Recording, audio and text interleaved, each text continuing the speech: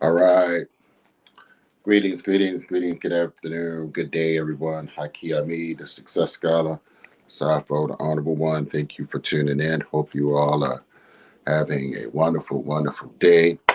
So, everything is great here. I'm, you know, hanging in there, making things happen. Lots of great things are going on. So, uh, just wanted to share just some little keen insights, and hopefully, you all see the topic, of course, and I don't necessarily talk and about individuals a whole lot, but I have to raise the intellectual organizing slash thinking of the population, right?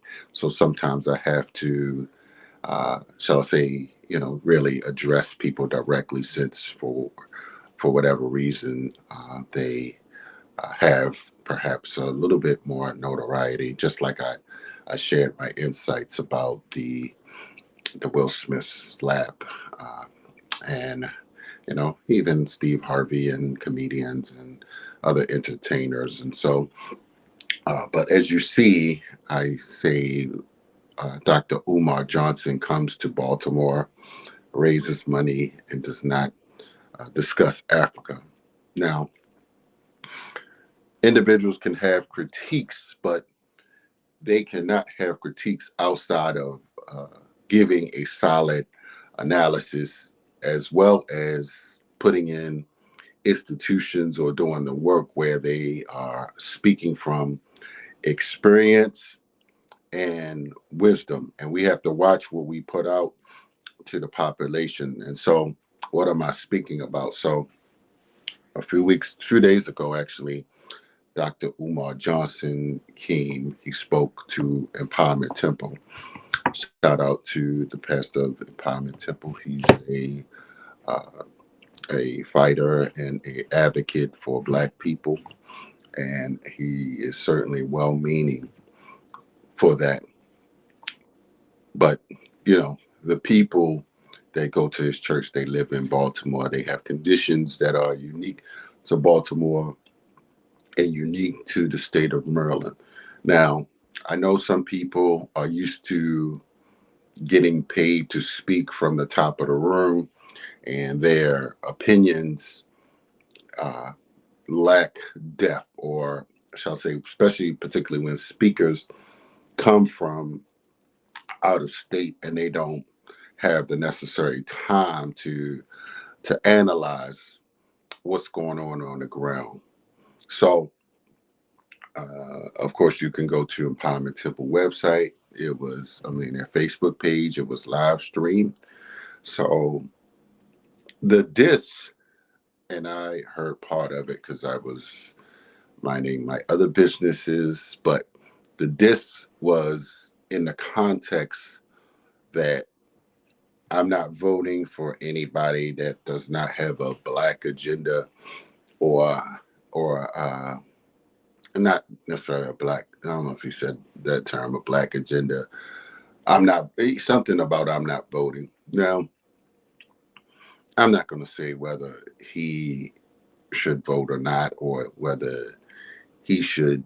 I mean, so what the question becomes: what are you saying and what are you doing by putting that out there? What you're doing is you're telling the mostly smart black people who had two choices this time. They had Dan Cox, a turning his hat backwards insurrectionist that sent buses to the Capitol to overthrow the United States, or you had Wes Moore, a black man that is from Baltimore by way of a few other places, but he claims Baltimore. And so what you did was you created a level of apathy, a level of disrespect for this black man's potential, right?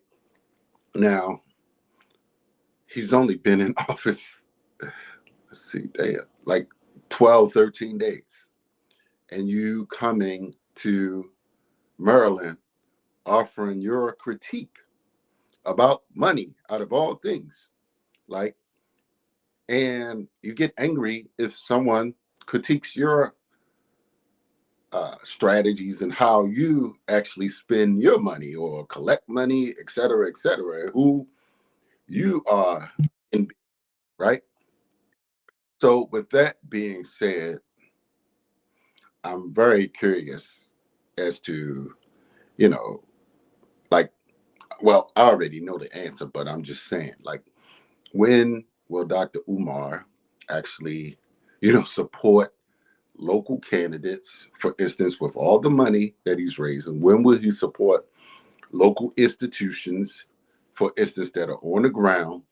And when will the people of these churches support individuals who are doing practical, who have done practical things for Black men for years, not waiting on a big building to be built, but people are dying in the streets every day already. We need Black men in the streets, in these community centers, they used to have PAL centers, not just speaking from some, big platform somewhere. So I'm simply saying that, you know, give Wes Moore a little bit of respect, like a little bit of credit, like allow, I mean, and this is, one thing I learned, and this is on a micro level, when people are making critiques, for instance, of the CBC. And, I'm always, I mean, objective first and foremost, because, and just trying to have some wisdom. But I went to Annapolis a few times, first on the opening day, and then I didn't testify, but, to learn more about Senate Bill 125. It's dealing with, what is it, Digital Innovative Hub, Diversity Innovative Technology Hub. Senator Antonio Hayes put this bill in. Now, here's the thing. I'm not totally in that world of so-called believing that some Black elected official is going to save everything, but I'm aware enough and conscious enough to know that we have to play and operate into many different sectors, right? And so even with myself and professionally speaking, we have to have relationships, for instance, with you know various organizations and entities in our community, and law enforcement is one of those. And so we who's going to do the patrolling of our communities, right? So I just say that you cannot ignore certain institutions, right? And I'm just curious in terms of uh you know has Umar ever even gone to his you know uh state house in Pennsylvania or Wilmington, Delaware, to learn how bills are created and how people are, having these different committees, and how these different bills get passed or not, and the battle between the D's and the R's, and how this affects the Black community. My point is that, and shout out to him, he's good at talking about the mass incarceration, for instance, and the special education and Black boys, and et cetera, et cetera. That would be nice if he would stay, speaking about that and stay in that lane, because when he ventures off into asking questions and critiquing, I mean, he has critiques from many different people, but you know, and when you come to Maryland and to Baltimore, and you don't talk to the people that have done the work and are doing the work, uh, and you teach the masses of the church members, perhaps as well as some of your followers, that for whatever reason they're stuck on YouTube. I mean, they don't go to different things. They're not involved in any community operations for real. They spend all their time on YouTube being rhetorical revolutionaries and intellectual, I ain't gonna say garbage intakers, but they just take in knowledge and they don't go out into the world and try to apply the theory to actual practice, to actually gain some experience, to gain some wisdom, to know, like, does this really work in the real world? And so I'm perceiving that many of these individuals are not gaining the right balance of theory and practice. And so, and this is why for me, I have to be someone who reflects on these experiences that I have, for instance, about these different bills and, what Wes Moore can do. And, now, granted, Maryland does have the largest Black caucus in the U.S. So the question becomes, Dr. Umar, are you going to organize, and you didn't mention anything about that, a political party? And there, I mean, there's been some people who have been trying to organize a Black political party in Baltimore. It hasn't gone nowhere. Jesse Jackson didn't do it when, some practical nationalists encouraged him to do so. Clarence Mitchell IV and Senator Larry Young, they weren't able to do it. And now, this Ujima party, they haven't got up to any levels of recognition.